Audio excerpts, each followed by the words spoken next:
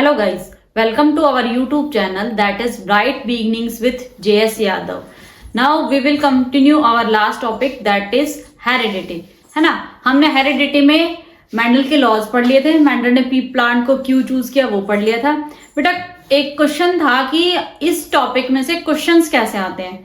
तो इस टॉपिक में से जो क्वेश्चंस आते हैं वो मेनली केस बेस्ड आते हैं या फिर जो आज मैं बताऊंगी आपको डोमिनेंस के टाइप, उसमें जो को डोमिनेंस है ब्लड ग्रुपिंग उससे रिलेटेड एक्सप्लेनेशन में आता है और सेक्स डिटर्मिनेशन से रिलेटेड क्वेश्चंस भी एक्सप्लेनेशन में आते हैं कि दो पेरेंट है, अगर ये है तो इसका जो चिल्ड्रन है वो कैसा होगा. तो इन चीजों में क्या है, हेरिडिटी में से क्वेश्चंस आते ही आते हैं और एक केस बेस्ड क्वेश्चन या तो इस चैप्टर में से आता है या जो 6th चैप्टर है आपका डाइजेशन वाला उसमें से क्वेश्चंस जरूर आते ही आते हैं. तो नाउ हम अपना टॉपिक डिस्कस करेंगे. हेरिडिटी में हमने लास्ट पढ़ लिया था डाई हाइब्रिड क्रॉस तक. डाई हाइब्रिड क्रॉस के बाद हम ये देखेंगे कि एक और चीज बता देती हूँ, कभी कभी इसमें डिफरेंस पूछ लिया जाता है ना 3 मार्क्स में. पहली चीज बैक क्रॉस क्या होता है, व्हाट इज बैक क्रॉस. ठीक है, बैक क्रॉस क्या होता है कि F1 जनरेशन है ना, F1 जनरेशन में F1 जनरेशन में जो भी आपको हाइब्रिड स्पीशीज प्राप्त हुई है उसका आप क्रॉस करा दो किसके साथ, बोथ ऑफ पेरेंट्स के साथ. ठीक है, अब कैसे देखना, हमने जो फर्स्ट मोनोहाइब्रिड क्रॉस करा था उसी के एग्जांपल से मैं आपको क्लियर करती हूँ. ये बना था F1 जनरेशन में. F1 जनरेशन में आप किसी भी पेरेंट्स के साथ इसका क्या करा दो, बैक क्रॉस करा दो. अब जैसे कैसे, ये आपका क्या बना है हाइब्रिड, इसका क्रॉस करा दो इसके साथ, तो जो स्पीशीज होंगी, जो नेक्स्ट जनरेशन होगी वो क्या होगी देख लो.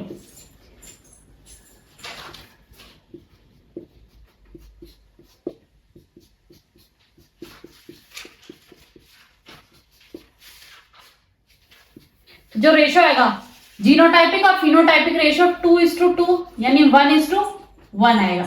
ठीक है, अब अगर मैं इस हाइब्रिड का रिसेसिव पेरेंट्स के साथ क्रॉस कराऊं, है ना, रिसेसिव पेरेंट यही था, अब इसके साथ क्रॉस कराऊं तो क्या सिचुएशन होगी देखो.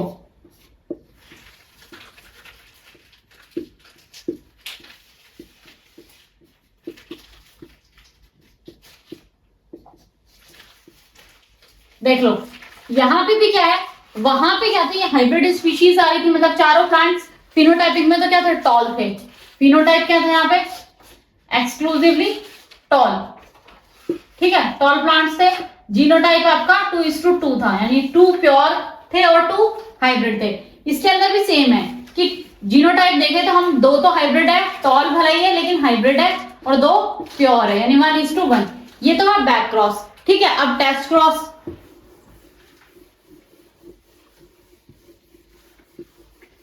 टेस्ट क्रॉस में क्या है, टेस्ट क्रॉस और बैक क्रॉस में एक स्लाइड सा डिफरेंस है. टेस्ट क्रॉस जो है ना बेटा, उसमें क्या होगा कि F1 जनरेशन से जो हाइब्रिड है उसका क्रॉस कराना है आपको, क्रॉस विथ रिसेसिव पेरेंट. किससे क्रॉस कराना है, F1 जनरेशन जो भी आपको मिली है, जैसे same again this is F1 generation, तो F1 जनरेशन का आपको रिसेसिव पेरेंट के साथ वापस क्रॉस कराना है, यानी इसका क्रॉस आपको इसके साथ कराना है. सेम इसमें क्या होंगे, 2 टॉल हाइब्रिड टॉल और 2 कैसे मिलेंगे,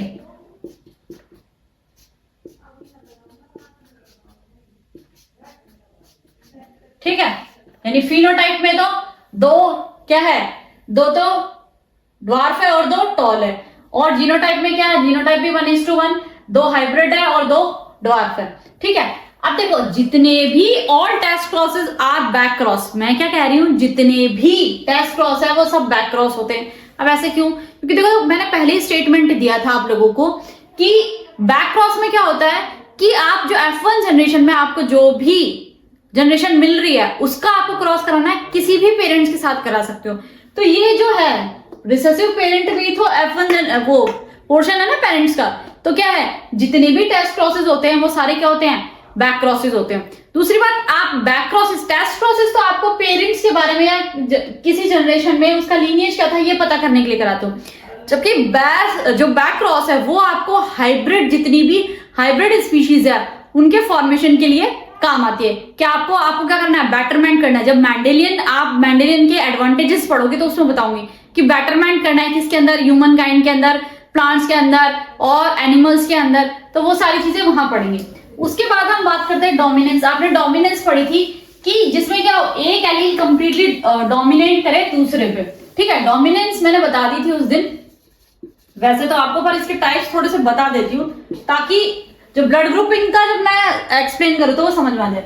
डोमिनेंस क्या है, डोमिनेंस है कि एक एलील जो या एक पेयर ऑफ जीन है वो दूसरे के ऊपर क्या करे, कंप्लीटली डोमिनेट करे, दूसरा क्या हो जाए, रिसेसिव हो जाए, या दूसरे अपने जो जीन का प्रोटीन है उसे एक्सप्रेस ही ना कर पाए। जैसे मैंने क्या कहा था कि टॉल प्लांट है, ठीक है, उसको मैं क्रॉस करा रही हूँ ड्वार्फ प्लांट के साथ, तो देखो जो F1 मिल रही है हमें वो कैसी मिल रही है, टॉल ही मिल रही है, जेनेटिकली या जीनोटाइपिकली वो क्या हो, हाइब्रिड है, लेकिन इसमें डोमिनेट कैरेक्टर किसके शो हो रहे हैं, टॉल के शो हो रहे हैं, है ना। तो ये क्या है, ये डोमिनेंस है। अब डोमिनेंस दूसरी, एक तो ये हो गई, दूसरी इनकम्प्लीट डोमिनेंस, दूसरी हम बात कर रहे हैं इनकम्प्लीट डोमिनेंस। अब ये इनकम्प्लीट डोमिनेंस क्या होती है, देखो ध्यान से सुनना। इनकम्प्लीट डोमिनेंस क्या होती है कि कोई भी जीन्स है या कोई भी एलील्स है वो क्या करें, अपना जो कैरेक्टरिस्टिक्स है वो दोनों शो करें, उनका कुछ इंटरमिक्सिंग आए और टोटली वो अपने पेरेंट्स से डिफरेंट हो। कैसा हो, टोटली वो अपने पेरेंट्स से डिफरेंट हो। कैसे, एग्जांपल है स्नैपड्रैगन के फ्लावर्स ले लो आप, ठीक है, मिराबिलस, जलापा, 4 o'clock। तो देखना बेटा मैं क्या कह रही हूं कि रेड फ्लावर्स का मैं व्हाइट फ्लावर्स के साथ क्रॉस करा रही हूं, रेड को RR से डोमिनेट कर ले, इसको स्मॉल r से व्हाइट को, तो जो हमें F1 जनरेशन मिलेगी वो किस कलर की मिल रही है, पिंक, ठीक है, किस कलर की मिल रही है, पिंक जनरेशन। यानी कि ये दोनों ही अपने जो एक्सप्रेशन है या अपना जो जीन या प्रोटीन का एक्सप्रेशन है वो दोनों शो कर रहे हैं। ना तो इस पे ये डोमिनेंट है, ना ये रिसेसिव है, ना ये डोमिनेंट है, ना ये रिसेसिव है। तो हो क्या रहा है एक्चुअल में कि ये दोनों अपना अपना इंडिविजुअल, है ना, परफॉर्मेंस को शो कर रही है, ठीक है। तीसरा है कोडोमिनेंस। अब इसमें और कोडोमिनेंस में स्लाइड सा डिफरेंट होता है, ध्यान रखना, बताती हूँ कैसे। अब हम बढ़ते हैं कोडोमिनेंस। कोडोमिनेंस का मतलब होता है एक के साथ एक का कैरेक्टरिस्टिक शो होना। हमारा जो ब्लड ग्रुप है ABO, है ना, किसने डिस्कवर किया था, कार्ल एंड स्टीनर ने। उनके अकॉर्डिंग देखो 3 एलील्स रिस्पॉन्सिबल होते हैं हमारे ब्लड ग्रुप के लिए, ठीक है। अब देखना एक सिंपल सा चार्ट बनाती हूं मैं। अगर मान लो एंटीबॉडी और एंटीजन के बारे में नहीं पता तो मैं बता देती हूँ। देखो एंटीजन ब्लड कितने होते हैं, A, B, AB और O, 4 टाइप के ब्लड ग्रुप्स होते हैं, ठीक है, जिसे ABO कहते हैं। अब A ब्लड है ना, ब्लड ग्रुप A है, थोड़ा सा एंटीजन एंटीबॉडी में बताई देती हूँ। ये है एंटीजन, ये है एंटीबॉडी। एंटीबॉडी हम किसी भी हमारी बॉडी के अंदर कोई फॉरेन पार्टिकल इंट्रोड्यूस होते तो उसके खिलाफ बनाते हैं। तो ध्यान रखना, अगर इसके अंदर एंटीजन A प्रेजेंट है तो जो एंटीबॉडी है वो किसके खिलाफ बनेगा, B के खिलाफ बनेगा। किसके खिलाफ बनेगा, B के खिलाफ। अगर एंटीजन B प्रेजेंट है तो जो एंटीबॉडी है वो कौन सा बनेगा, A, ठीक है। अगर एंटीजन A और B दोनों ही है तो एंटीबॉडी किसके खिलाफ बनेगा ही नहीं। अगर O है तो एंटीजन कोई प्रेजेंट ही नहीं होगा। O का मतलब ही क्या होता है, एब्सेंस। एंटीजन कोई प्रेजेंट नहीं होगा तो एंटीबॉडी कौन सी बनेगी, A और B दोनों के खिलाफ बन जाएगी। तो ये डिसाइड करते हैं हमारी ब्लड के अंदर। तभी तो कहते हैं, तभी आपने देखा होगा कि जो डोनर है, यूनिवर्सल डोनर, वो कौन है, O नेगेटिव। नेगेटिव का फैक्टर का क्या कॉज है वो बता दूं, यूनिवर्सल डोनर। और रेसिपिएंट क्या है, यूनिवर्सल रेसिपिएंट जो है वो कौन है, AB पॉजिटिव रेसिपिएंट, ठीक है। तो यूनिवर्सल डोनर कौन है भाई, O नेगेटिव। अब नेगेटिव और पॉजिटिव का क्या खेल है ये बताती हूँ। हमारी बॉडी के अंदर एक RH फैक्टर प्रेजेंट होता है। देखो ये फर्स्टली रेसिस मंकी के अंदर डिस्कवर किया गया था, इसीलिए इसका नाम RH पड़ा, ठीक है। अब क्या, अगर ये किसी के अंदर प्रेजेंट है तो उसे हम पॉजिटिव ब्लड ग्रुप कह देते हैं, और किसी के अंदर एब्सेंट है तो उसे हम नेगेटिव ब्लड ग्रुप कह देते हैं। तो इसीलिए देखो, अगर इसके अंदर कोई भी एंटीबॉडी प्रेजेंट नहीं है ओ के अंदर, RH वाला भी, तो आप किसी को भी दे दो, पॉजिटिव वाले को दे दो, नेगेटिव वाले को दे दो, AB को किसी को भी दे दो, तो क्या है, ये क्या करेगा, इसके अंदर एंटीजन है नहीं तो ये सबकी बॉडी में एडजस्ट कर जाएगा। दूसरी बात, ये सिर्फ ले, अगर O पॉजिटिव है तो वो O पॉजिटिव और नेगेटिव को ही ले सकता है, और O नेगेटिव है तो वो सिर्फ O नेगेटिव को ही ले सकता है, ठीक है, क्योंकि इसके अंदर क्या एंटीबॉडी A और B के खिलाफ फटाफट बन जाएगी। दूसरी बात, मैंने कहा यूनिवर्सल रेसिपिएंट जो है वो AB पॉजिटिव है, यानी इसको चाहे A का ब्लड ग्रुप दे लो, क्योंकि इसके अंदर एंटीजन दोनों प्रेजेंट है तो एंटीबॉडी बनने से रही। B का ब्लड ग्रुप दे दो, O का दे दो, किसी का भी दे दो, इन पे कोई इंपैक्ट नहीं पड़ेगा। दैट्स वाई ये, ठीक है। अब देखना क्या कह रही हूं मैं, देखो एक सिंपल सा कॉमन सा क्वेश्चन है, एक सिंपल सा चीज है, देखना, ध्यान देना मेरी बात। अब इम्यूनोग्लोबिन प्रोटीन इसके लिए रिस्पॉन्सिबल है, मैं ये कह रही हूं कि ये देखो, आपकी नॉलेज के लिए ये स्मॉल आई से रिप्रेजेंट नहीं करती हूं मैं, कैपिटल आई से, जस्ट समझने के लिए। ये ब्लड ग्रुप है बेटा, ठीक है, ये किसी पेरेंट्स का है, एक जो पेरेंट है मान लो फीमेल और मेल है ना, हम कह रहे हैं यहां पे देखना, इस सिनेरियो से क्या पता चलेगा, फादर का ब्लड ग्रुप, सॉरी मदर का ब्लड ग्रुप A है और फादर का ब्लड ग्रुप B है, तो अब जो चाइल्ड है उसके ब्लड ग्रुपिंग में क्या डिफरेंस होगा देखना, अभी ध्यान से देखना।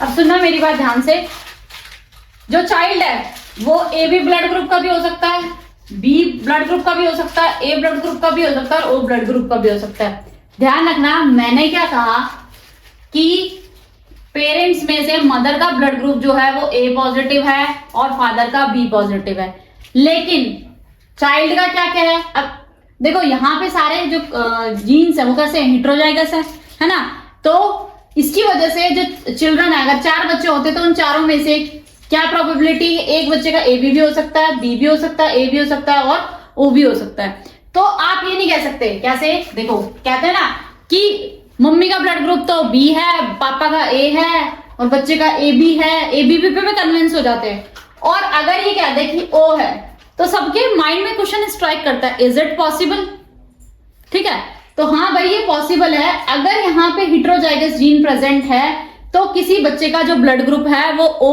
हो सकता है, ठीक है। तो ये क्या है कि ये डिस्प्यूट का एक कॉमन, जब मैं मेंडेलियन एडवांटेज बताऊंगी तो उसमें बताऊंगी आपको कि ये डिस्प्यूट का एक बहुत बड़ा रीजन था। क्यों रीजन था, आपने देखा कि एक कॉमन इंडियन सोसाइटी के अंदर मिथ्स बहुत ज्यादा काम करते हैं कि माँ का तो A है, पापा का B है, तो बच्चा पता नहीं O है B किसका है, ये क्या नहीं है, तो ऐसे क्वेश्चंस रेज होते थे। लेकिन now you are a science student, that's why you have to know about that कि अगर हेटेरोजाइगस कंडीशन है तो जो बेबी है उसका ब्लड ग्रुप AB भी हो सकता है और O भी हो सकता है, ठीक है। अब मैंने एक चीज कही थी आपको, कोडोमिनेंस और वो इनकम्प्लीट डोमिनेंस में डिफरेंस। देखो कोडोमिनेंस में जो है वो एक साथ रिप्रेजेंट हो रहे हैं, ठीक है। इनकम्प्लीट डोमिनेंस में, अगर ये इनकम्प्लीट डोमिनेंस में मान लो मैंने कहा था फ्लावर पिंक कलर का होगा, अगर ये कोडोमिनेंस होती तो एक जगह पर रेड कलर का पोर्शन होता, एक जगह पर व्हाइट कलर का पोर्शन होता, पिंक तो होता ही नहीं। यानी दोनों ही जीन अपने आप को एक्सप्रेस करने में फेल हो रहे हैं, कोई नया ही कैरेक्टर अराइज हो रहा है, इसके अंदर दोनों जीन अपने आप को फुली एक्सप्रेस कर पा रहे हैं, ठीक है। बात ध्यान से सुनना, इनकम्प्लीट डोमिनेंस के अंदर क्या हो रहा है कि दोनों ही जीन अपने आप को फुली एक्सप्रेस करने के लिए या के कैपेबल नहीं है, जबकि कोडोमिनेंस में क्या है, एक के साथ एक जीन अपने आप को फुली एक्सप्रेस कर पा रहा है। तभी तो F2 जनरेशन में अगर आप फर्दर जाओगे या F1 जनरेशन में देखा कि दोनों पेरेंट्स हेटेरोजाइगस होने की वजह से आपको चारों के चारों ब्लड ग्रुप मिल गए, ठीक है। अब हम थोड़ी सी बात कर लेते हैं एडवांटेजेस ऑफ मेंडेलियन, है ना। मेंडेलियन के एडवांटेजेस क्या थे कि मेंडल ने किया, ये क्यों किया, क्या रीजन था इसका। देखो पहला तो क्या हुआ, आपके जितने भी क्रॉप प्लांट्स है उनमें हाइब्रिड स्पीशीज को इंट्रोड्यूस कराया। आपको जो कैरेक्टरिस्टिक्स चाहिए है ना, जैसे आपको पी प्रोडक्शन में आपको ग्रीन पोर्ट्स ही चाहिए, ठीक है, रिंकल नहीं चाहिए, पर प्लांट शॉर्ट होना चाहिए ताकि स्पेस कम घेरे, स्पेस कम घेरेगा तो और ज्यादा से ज्यादा प्लांट्स आप ग्रो कर पाओगे। तो दैट्स वाई क्या कर सकते हो आप, उसके अंदर उस कैरेक्टर को निकाल के या उस प्लांट के कैरेक्टरिस्टिक्स को निकाल के आप दूसरे के अंदर ट्रांसफर कर सकते हो, उसका क्या करा सकते हो, पॉलिनेशन करा सकते हो। दूसरा एडवांटेजेस क्या है कि हमने क्या करा, प्लांट के साथ साथ एनिमल्स के अंदर भी क्या करा, मॉडिफिकेशन करा। जो फर्स्ट है वो क्या है, मॉडिफिकेशन इन प्लांट्स या मॉडिफाइड प्लांट्स भी कह सकते हो, मॉडिफिकेशन इन प्लांट्स। नेक्स्ट आपने क्या किया, मॉडिफिकेशन इन एनिमल्स।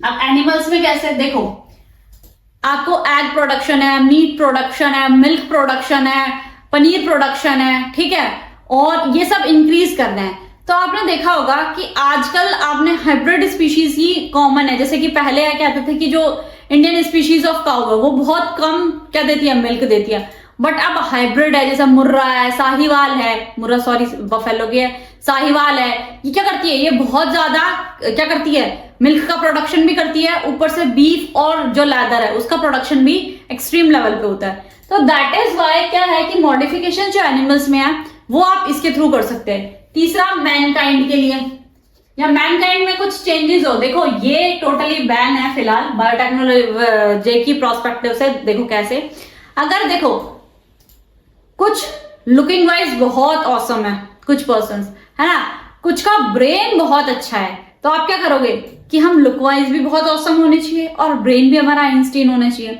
अगर हमने ह्यूमन जीनोम के साथ खिलवाड़ करना स्टार्ट कर दिया ना, तो सबके पास बहुत ज्यादा दिमाग होगा, क्योंकि आज भी जो पेरेंटल अप्रोच है, जब आप बोर्ड एग्जाम्स देने जा रहे हो तो क्या रहता है कि यू हैव टू स्कोर, है ना, 80+, 90+, 75+।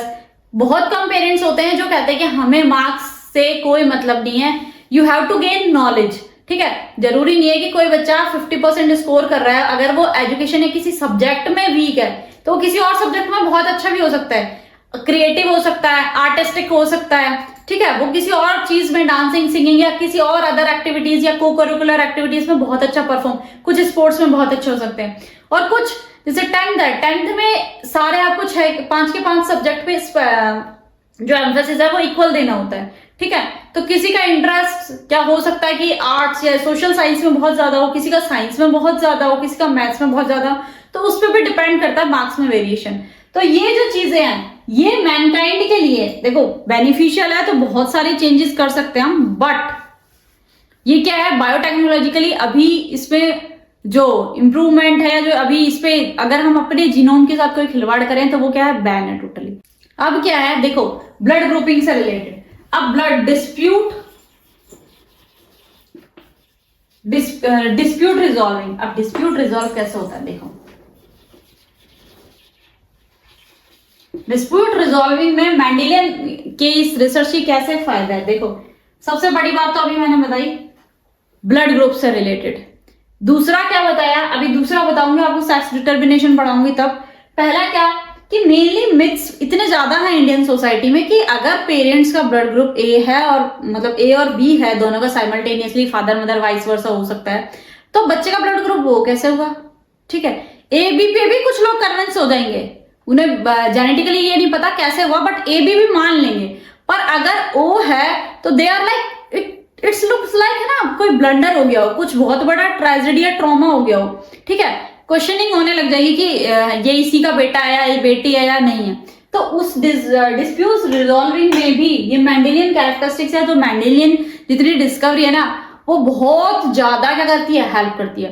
दूसरी बात देखो, एक थोड़ा सी चीज और बता देती हूँ मैं कि मैंने कहा था कि मेंडेलियन के टाइम पे जीन का डिस्कवरी नहीं हुई थी, है ना, क्योंकि 1884 में वो मर गए थे, 1856 में उनका पब्लिकेशन हुआ था, ठीक है, नेचर ऑफ साइंस में। अब मेरी बात ध्यान से सुनना कि जो फैक्टर है वो क्या है, जीन है। फैक्टर्स क्या है, जीन्स है।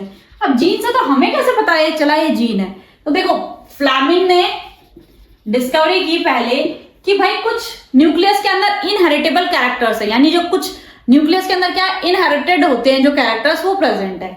उसके बाद बोवेरी, सटन बोवेरी और थियोडोर बोवेरी, इन्होंने क्या डिस्कवरी की कि क्रोमोसोमल थ्योरी दी इन्होंने, क्रोमोसोमल थ्योरी ऑफ इनहेरिटेंस। अब देखो कैसे, ये सिमिलर कैसे है, क्रोमोसोम ये 1905 में दी गई क्रोमोसोमल थ्योरी ऑफ इनहेरिटेंस।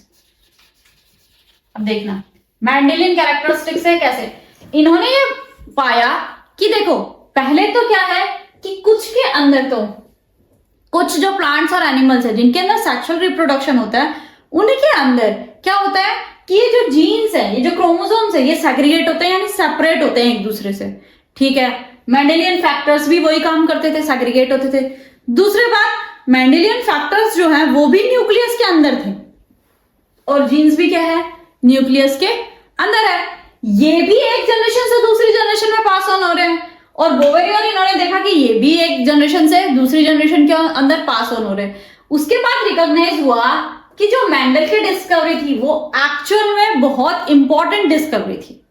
ठीक है, कि ट्रेड्स पास ऑन कैसे होते हैं, ट्रेड्स पास ऑन कैसे होते हैं कि डीएनए का सेगमेंट है, डीएनए का जो सेगमेंट है वो एक जीन एक प्रोटीन को क्या करता है, एक जीन एक प्रोटीन के लिए कोडिंग या डिकोडिंग का काम करता है। ठीक है, जब एक जीन एक प्रोटीन के लिए कोडिंग का काम करता है तो वो नेक्स्ट जनरेशन में क्या होता है, एक्सप्रेस हो जाता है। उसके बाद जब ड्यूरिंग सैग्रीगेशन क्या होता है, क्रोमोसोम का भी क्या होता है, मियोसिस का प्रोसेस होता है। अब देखो मियोसिस का प्रोसेस क्या होता है, रिडक्शनल डिवीजन क्या होता है, ये आप जब जो रिप्रोडक्शन वाली वीडियो उसमें देख लेना कि मियोसिस होता है तो उस टाइम पे क्या होता है, गैमेट्स सेग्रीगेट हो जाते हैं और अपना अपना जो इंडिविजुअल उनकी आइडेंटिटी होती है वो परफॉर्म करते हैं। एक और बात, और मेंडेलियन कैरेक्टरिस्टिक्स और इन क्रोमोसोम थ्योरी ऑफ इनहेरिटेंस से क्या फायदा हुआ, देखो फायदा क्या हुआ कि देखा होगा तुमने आजकल करियर काउंसलिंग होती है ना, और आपसे रिलेटेड आपको है ना साइकोलॉजिकल भी ट्रीटमेंट्स दिए जाते हैं, साइकोलॉजिकल काउंसलिंग्स होती हैं। तो ऐसे ही जेनेटिक काउंसलिंग्स भी होती है। क्या होती है, जेनेटिक काउंसलिंग। अब जेनेटिक काउंसलिंग कैसे होगी, ध्यान से देखना। ठीक है, मुझे मेरा जीनोटाइप पता है, ठीक है, और अगर मैं किसी के लिए किसी डिसीज के लिए कैरियर हूं तो क्या होगा, उसका आइडेंटिफाई हो पहले ही पता लग जाएगा। ठीक है, उसके कितने चांसेस है वो नेक्स्ट जनरेशन में पास ऑन होगा। दूसरी बात, ऐसे ही मेल के अंदर कोई भी कुछ भी प्रॉब्लम है या वो किसी चीज किसी डिसीज के कैरियर है, कैरियर तो मतलब जिनके अंदर खुद से कोई चीज शो नहीं हो रही, कोई बीमारी शो नहीं हो रही है, लेकिन अगर ये जीन है ना सेग्रीगेट होने के बाद एक्सप्रेस हुआ तो नेक्स्ट जनरेशन में इसकी पॉसिबिलिटी है कि वो डिजीज हो जाए, जैसे डायबिटीज वगैरह है। ठीक है, ये कहते हैं ना कि आप एक से बेबी से मतलब मदर से बेबी को ट्रांसफर हो सकती है, तो दैट इज वाई इनके लिए जेनेटिक काउंसलिंग, ये भी एक एडवांटेज ही है कि इसकी डिस्कवरी के बाद जेनेटिक काउंसलिंग जो है, ठीक है, वो क्या है, वो आपको ये बताती है कि जो आपके बेबी आपके जितने भी बेबी होंगे वो हेल्दी और कैसे होंगे। ठीक है, उनके अंदर कितने % चांसेस है कि कोई भी डिजीज पास ऑन हो सकती है अगर मदर या फादर में से कोई भी कैरियर है तो। ठीक है, तो ये भी एक अच्छा और इंटरेस्टिंग टॉपिक, अच्छा क्या मतलब हेल्थ के लिए इंपॉर्टेंट चीजें ये। ठीक है, कुंडली मिलाने से वो नो डाउट कि वो थोड़ा सा आपका रिलीजियस पॉइंट ऑफ व्यू है, प्रोस्पेक्टिव है, बट जो कहते हैं ना साइंटिफिकली कि आप लोगों का आपका फुल बॉडी चेकअप और जेनेटिक मेकअप आपका पता होना चाहिए, जिससे क्या है कि आने वाली जो फ्यूचर जनरेशन है उनके लिए प्रॉब्लम्स क्रिएट ना हो। ठीक है, अब now last topic of this chapter is sex determination. अब मेरी बात ध्यान से सुनना। ठीक है, एलिगेटर्स देखे होंगे तुम लोगों ने। ठीक है, एलिगेटर्स क्या होते हैं भाई, एलिगेटर्स होते हैं घड़ियाल देखें। अब मेरी बात ध्यान से सुनना, कुछ जो एनिमल्स है उनके अंदर जो है क्या है, आपका जो बेबी है वो मेल होगा या फीमेल होगा, वो कौन डिसाइड करता है, temperature. It's like evolution type कि भाई पहले कैसे क्या होता था। कुछ प्लांट्स है उनकी स्पीशीज में भी मेल और फीमेल किस पर डिपेंड करते हैं, टेम्परेचर हो गया, ह्यूमिडिटी हो गया, इनके ऊपर डिपेंड करते हैं। तो इनसे आप मेल और फीमेल का डिटर्मिनेशन कर रहे हो। ठीक है, कि भाई अगर टेम्परेचर ज्यादा है तो मेल्स का फॉर्मेशन होगा, टेम्परेचर कम है तो किसका, फीमेल का प्रोडक्शन हो जाएगा, वो जो एग्स है वो फीमेल के अंदर कन्वर्ट हो जाएगा। ये मैंने एलिगेटर का एग्जांपल इसलिए दिया क्योंकि एलिगेटर मैंने बहुत पास से देखे हुए भी है, और इसीलिए हमारे एक टीचर ने हमें एक्सप्लेन भी किया था कि एलिगेटर्स की जो एग्स है उनमें जो सेक्स डिटर्मिनेशन है वो कैसे होता है। तो ये मेरे लाइफ लॉन्ग मेमोरेबल है मेरे लिए, तो ये एग्जाम्पल अच्छा है। तो उसके बाद कुछ प्लांट्स स्पीशीज, कुछ लोअर कैटेगरी के एनिमल्स में भी ये चीजें टेम्परेचर, ह्यूमिडिटी और वहां की क्लाइमेटिक कंडीशंस पर डिपेंड करते हैं। दूसरी बात, ह्यूमन बींग्स, ये जनरल नॉलेज के लिए भी बहुत इंपॉर्टेंट है। दूसरी बात, बोर्ड एग्जाम्स के लिए भी बहुत इंपॉर्टेंट है। सेक्स डिटर्मिनेशन से एक्सप्लेनेशन 2 मार्क्स, 3 मार्क्स और 5 मार्क्स में क्वेश्चन आता ही आता है। जेनेटिक्स चैप्टर में से या तो मोस्टली केस बेस्ड आते हैं, ठीक है, या फिर ब्लड ग्रुपिंग से रिलेटेड, या आपने वो देखा होगा कि डबल क्रॉस जो होता है ना उसकी प्रॉब्लम्स दे देते हैं कि ये इसका क्रॉस इसके साथ करा रहे हैं, तो नेक्स्ट जनरेशन क्या होगी, F1 क्या बनाओ, चेकर बॉक्स बनाओ या फिर पुनेट स्क्वायर बनाओ, ठीक है। अब है ह्यूमन बींग्स। अब आपने देखा होगा जो फीमेल है, पहली बात तो क्रोमोसोम्स कितने होते हैं भाई, कितने होते हैं, 23 पेयर्स या फिर 46 इन नंबर, ठीक है। अब देखो इसमें से 22 पेयर्स तो क्या होते हैं, ऑटोसोम्स। क्या होते हैं बेटा, ऑटोसोम्स।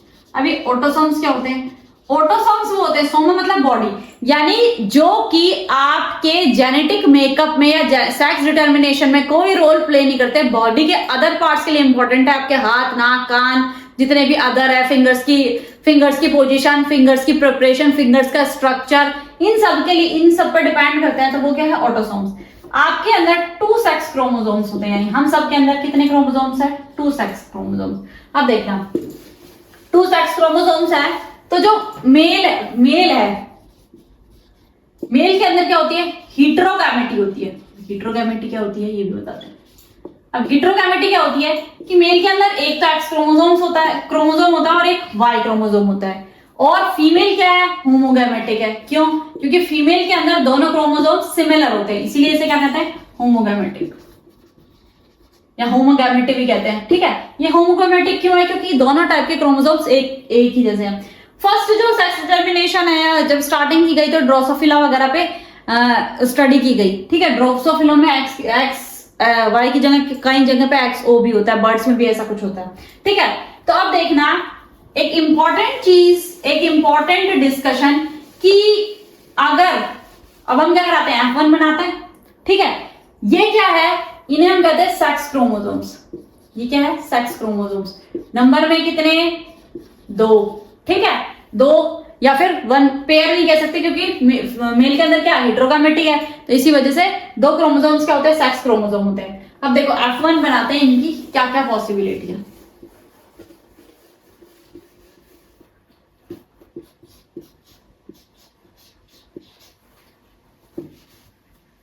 ठीक है, क्रॉस करा रहे हैं, तो देखो गैमेट्स क्या फॉर्मेशन होगा, वो डायरेक्ट यहीं से चेकर बॉक्स से बना लेते हैं।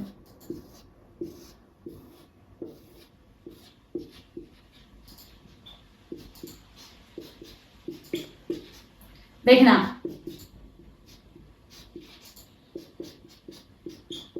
यानी 50% चांस होते हैं, अगर एक्स और एक्स क्रोमोसोम का क्या हो रहा है, एक्स और एक्स क्रोमोसोम्स अगर सेग्रीगेट होके नेक्स्ट जनरेशन में पास ऑन हो रहे हैं, सेग्रीगेशन के ड्यूरिंग क्या हो जाएगा, इसका एक्स बनेगा, इसका एक्स बनेगा, इसका एक्स बनेगा, इसका वाई बनेगा। तो आफ्टर फर्टिलाइजेशन अगर एक्स और एक्स क्रोमोसोम क्या हो रहे हैं, मिक्स हो रहे हैं, कंबाइन हो रहे हैं, तो क्या बनाएंगे, फीमेल। क्या बनाएंगे, फीमेल। यानी 1:1 रेशियो है मेल और फीमेल होने का, यानी 50% चांसेस है कि फीमेल हो, 50% चांस ऑफ मेल हो। अब एक चीज बताओ, ये तो हो गया सेक्स डिटर्मिनेशन F1 में कैसे होता है, कितने चांसेस होते हैं। दूसरी बात, एक सिंपल सा क्वेश्चन है, यहां पे तुम्हें सेक्स डिटर्मिनेशन में कोई फीमेल का रोल नजर आ रहा है, क्योंकि वो तो हम होमोगैमेटिक है, तो सिमिलर कॉन्स्टिट्यूएंट है जब दोनों पेयर्स का, तो it will totally not dependent on females. The sex of child is totally dependent on male, ठीक है। तो देखिए भगवान का कोई रोल नहीं होता इसमें कि आपके जो चाइल्ड है वो बेबी गर्ल होगा या बेबी बॉय होगा। It's totally dependent upon chromosomes और जीन्स के अंदर या क्रोमोसोम्स पर डिपेंड होता है कि किस क्रोमोसोम का फ्यूजन हो रहा है, ठीक है। तो इसी वजह से अगर एक्स का हो रहा है तो किससे क्या गर्ल हो जाएगी, अगर वाई से हो रहा है तो बॉय हो जाएगा। तो it is totally dependent on male. तो ये जो होता है ना कि क्या कहते हैं, इसकी किस्मत में नहीं है, ये नहीं है, वो नहीं है, ये कुछ नहीं होता, ये है एक बिटर ट्रुथ ऑफ साइंस या बिटर ट्रुथ ऑफ लाइफ। तो आज के बाद जितने भी मिथ्स है कि इसकी किस्मत में लड़की थी, तो समझ जाना भाई, क्योंकि 10th तुम सभी ऑलमोस्ट जितने भी है आजकल, तो सभी एजुकेशन के लिए, लिटरेसी के लिए इतने सारे कैंपेन चल रहे हैं, इतने सारे प्रोग्राम चल रहे हैं और इतने अवेयर है, ठीक है। तो अब इन जो जनरल चीजें होती है ना, जितने भी जनरल मिथ्स है, उनको इरेडिकेट करने के लिए you have to know that कि जो सेक्स डिटर्मिनेशन या जितना भी सेक्स ऑफ चाइल्ड है, वो टोटली किस पे डिपेंडेंट होता है, मेल्स पे डिपेंडेंट होता है, फीमेल्स पे ये डिपेंडेंट नहीं होता है, फीमेल्स इससे आउट होती है, ठीक है। फीमेल्स पे कोई नहीं, क्योंकि सेम क्रोमोसोम्स है, तो वो जब उसमें कोई डिफरेंस ही नहीं है, तो फिर फीमेल कैसे रिस्पॉन्सिबल हुई, ठीक है। That's for the today, thanks for watching, like our video, subscribe our channel, thank you.